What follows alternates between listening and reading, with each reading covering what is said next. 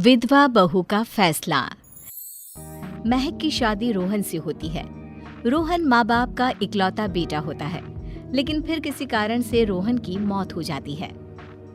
बेटा महक, तेरे आगे इतनी बड़ी जिंदगी है, फिर बच्चों की भी जिम्मेदारी। तू कोई काम कर ले। मैं तो कहती हूँ रोहन के ऑफिस में ही बात कर ले, शायद तेरे लिए कोई काम निकल आए। हाँ माँ जी, मैं भी यही सोच रही थी, लेकिन कैसे बात करूं, किससे बात करूं, कुछ समझ में नहीं आ रहा। अब वो क्या नाम था रोहन का जो दोस्त हुआ करता था, पहले तो बड़ा आता था हमारे घर। राकेश की बात कर रहे हैं? पर वो तो रोहन के बाद से कभी आया ही नहीं, पता नहीं कहाँ है वो। आया था, एक नहीं कई बार आया था, लेकिन मैंने बाहर से ही भेज दिया। घर के अंदर झांकता रहता था, मुझे ठीक नहीं लगा। अरे आपको तो पता नहीं क्या ठीक लगता है और क्या नहीं। उसका नंबर है मेरे पास, मैं आज ही फोन करती हूँ। सास राकेश को फोन लगाती है और शाम को घर आने का न्योता दे देती है। अरे आंटी, ओहो भाग्य हमारे कि आपने घर बुलाया। मैं तो कई बार आया, लास्ट टाइम तो अंकल से मुलाकात भी हो गई थी। हाँ, वो हम लोगों को निकलना था ना कहीं उस वक्त। अरे छोड़ो ना बेटा, बोलो क्या लोगे?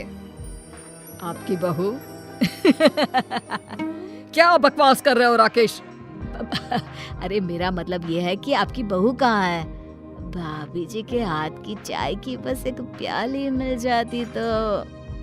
महक चाय लेकर आती है, लेकिन वो जैसे ही राकेश की ओर देखती है, उसे राकेश पसंद नहीं आता। वो अंदर जाने को होती है कि अरे भाभी जी कहाँ जा रही हैं? बैठिए तो सबके साथ। जी नहीं, बच्चों को खाना खिला रही हूँ, आप माँ जी से बात करें ना।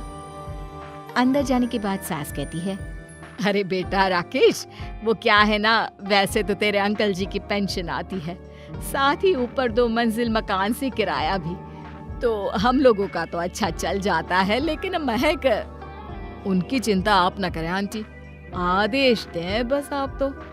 देखो भाग्यवान रहने दो, कोई बात नहीं, मैनेज हो जाएगा। अरे क्या मैनेज हो जाएगा अंकल, हमें भी बता दें। आप चुप रहिए जी। अब वो क्या है ना राकेश, तुझे तो पता है कि रोहन के 2 बच्चे हैं, उनकी पढ़ाई लिखाई का खर्चा बहुत है।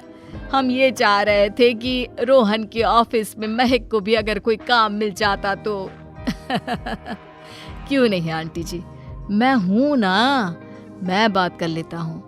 वैसे तो आप हाँ ही समझिए। महक भाभी को बोल देना कि कल तैयार रहें मेरे साथ ऑफिस चलने के लिए, मैं मालिकों से मिलवा दूंगा उन्हें। महक अंदर से सब सुन रही थी। अच्छा आंटी जी, तो चलता हूँ, कल आ जाऊंगा। अच्छा भाभी जी तैयार रहिएगा कल। राकेश तो चला जाता है, लेकिन ससुर सास पर बरस पड़ते हैं। मुझे ये आदमी एक पैसे का पसंद नहीं है। तुम इसे बोल दो कि हमें कहीं नहीं करवानी बहू से कोई नौकरी। अरे क्यों नहीं करवानी? सारा पैसा मैं इसके बच्चे और इसी पर उड़ा दूंगी, तो मेरी बेटी को क्या दूंगी? जरूरत क्या है तुम्हारी बेटी को तुम्हारे पैसे की? अरे वो तो पहले ही बड़े पैसे वाले घर की बहू है। अपनी बहू की सोचो जो अब तुम्हारी बेटी जैसी है। बच्चे रोहन की आखिरी निशानी है। अरे अपना भाषण अपने पास रखो। सारा दिन घर पर बैठी रोटियां तोड़ेगी, तो काम करे ना कुछ बाहर जाकर। बहू सब सुन रही होती है।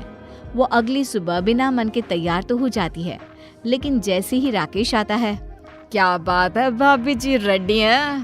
तो फिर चले डेट पर, मतलब इंटरव्यू पर। महक सामने आती है कि सामने ससुर जी खड़े होते हैं। हाँ महक बेटा, आओ चलते हैं, मैं भी चल रहा हूँ। ससुर को तैयार देखकर राकेश का चेहरा बन जाता है। अंकल जी आप परेशान हो जाएंगे। अरे रहने दीजिए ना, धूप भी बहुत है। वैसे भी स्कूटर में तो 2 लोग ही बैठ सकते हैं ना। तो तुम चलो, मैं बहू के साथ अपनी कार से आ जाता हूँ। महक ससुर जी को देखकर खुश हो जाती है, उसे शांति हो जाती है। वो लोग रोहन के ऑफिस जाते हैं, जहाँ बॉस कहते हैं, नमस्ते अंकल। नमस्ते महक, कैसे हैं आप लोग? रोहन का सुनकर बहुत दुख हुआ अंकल, वैसे कैसे आना हुआ? बेटा, क्या हमारी बहू के लिए तुम्हारी ऑफिस में कोई काम मिल सकता है? हमने राकेश से इसी सिलसिले में तुमसे बात करने को कहा था। उसी के कहने पर हम दोनों तुमसे मिलने आए हैं। राकेश ने तो कोई बात नहीं की, ऊपर से उसने तो आज की छुट्टी ले रखी है, ऑफिस भी नहीं आया। बोल रहा था जरूरी काम से जाना है। महक और ससुर एक दूसरे को देखने लगते हैं। वैसे महक, क्या किया है आपने? I mean, इंग्लिश कैसी है आपकी? महक बॉस से अपनी पढ़ाई लिखाई और क्वालिफिकेशन के बारे में सब कुछ बताती है। ग्रेट, आपके लिए काम तो है लेकिन ऑफिस में नहीं। सर, मेरे बच्चे छोटे हैं, मैं फील्ड में काम नहीं कर सकती हूँ। मतलब वो काम घर से करना है, घर से रहकर बच्चे भी देखें और घर भी देखें, लेकिन हाँ, काम जरूर से करें। वो काम डाटा एंट्री का है, तो जब भी वक्त मिले काम करें, और इसके हम आपको अच्छे पैसे भी देंगे। महक बॉस की बात सुनकर खुश हो जाती है, उन्हें थैंक्स बोलकर घर आ जाती है। किसके साथ भेज रही थी तुम महक को? अरे वो कमीना, उसने तो ऑफिस से छुट्टी ले रखी थी, बात भी नहीं की थी उसने बॉस से बहू के काम के लिए। वो तो अच्छा हुआ कि मैं साथ में चला गया। हाँ, ठीक है, नौकरी मिल गई ना, इतना ही काफी है। समय बीतता है और एक दिन फिर दरवाजे पर दस्तक होती है। घर पर कोई नहीं था। महक दरवाजा खोलती है, देखती है तो सामने है राकेश। नमस्ते भाभी जी। नमस्ते, घर पर कोई नहीं है, आप कल आइएगा।